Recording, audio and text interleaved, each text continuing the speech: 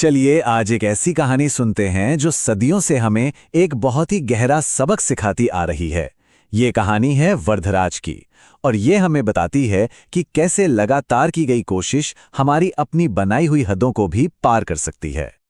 तो सवाल ये उठता है कि क्या सच में लगातार प्रैक्टिस से कुछ भी हासिल किया जा सकता है? क्या नामुमकिन को मुमकिन बनाया जा सकता है?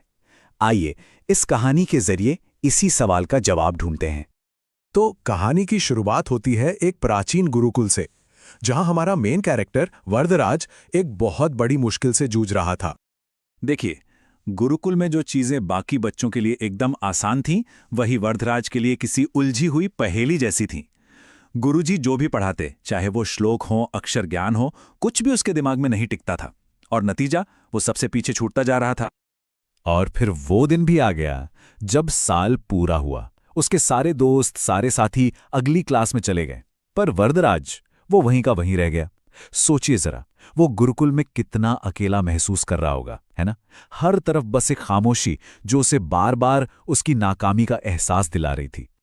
और फिर एक दिन वो हुआ जिसका उसे डर था। उसके गुरुजी ने भी हार मान ली।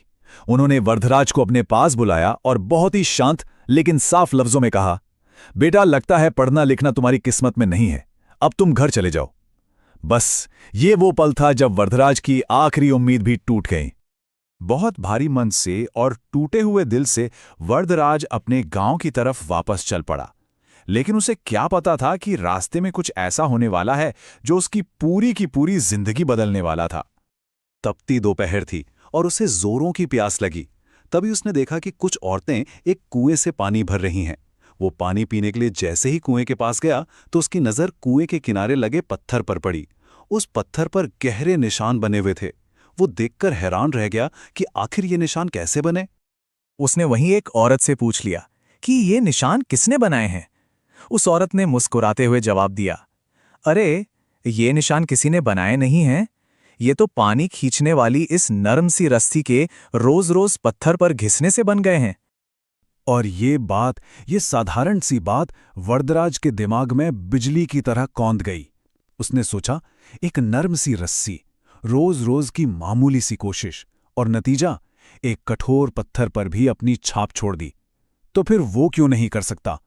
क्या वो लगातार अभ्यास करके अपने मन पर विद्या के निशान नहीं बना सकता?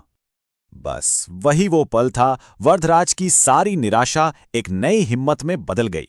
उसने उसी वक्त फैसला किया कि वो हार नहीं मानेगा। वो वापस गुरुकुल की तरफ मुड़ गया। जब वो गुरुकुल पहुंचा तो गुरुजी भी हैरान रह गए। उसने बड़े आत्मविश्वास के साथ अपने गुरु से कहा, गुरुजी, अगर एक कोमल रस्सी एक कठोर पत्थर पर निशान बना सकती है तो मेरा रोज का अभ्यास भी मेरे मन पर विद्या की छाप जरूर डालेगा। कृपया मुझे एक और मौका दीजिए। गुरुजी ने उसकी आंखों में एक नई आग देखी और उसे एक मौका और दे दिया। इसके बाद तो वर्धराज ने दिन देखा ना रात। वो सबसे पहले उठता, सबसे ज्यादा सवाल पूछता और बिना थके अभ्यास करता रहता। धीरे धीरे उसकी मेहनत रंग लाने लगी और देखते ही देखते कुछ ही सालों में उसकी गिनती गुरुकुल के सबसे महान विद्वानों में होने लगी। और कमाल की बात यह है कि उसकी सफलता सिर्फ एक कहानी बनकर नहीं रह गई। वो ही वर्धराज जिसे कभी सब मंदबुद्धि समझते थे, उसी ने संस्कृत व्याकरण पर लघु सिद्धांत कौमुदी जैसे ग्रंथ लिख डाले, जिन्हें आज भी दुनिया भर के विद्वान बहुत सम्मान से पढ़ते हैं। तो वर्धराज की इस कहानी से हमें क्या सीखने को मिलता है? ये हमें अभ्यास की उस जादुई ताकत के बारे में बताती है जिसे हम अक्सर नजरअंदाज कर देते हैं। देखिए, अभ्यास का मतलब सिर्फ किसी चीज को बार बार दोहराना नहीं है।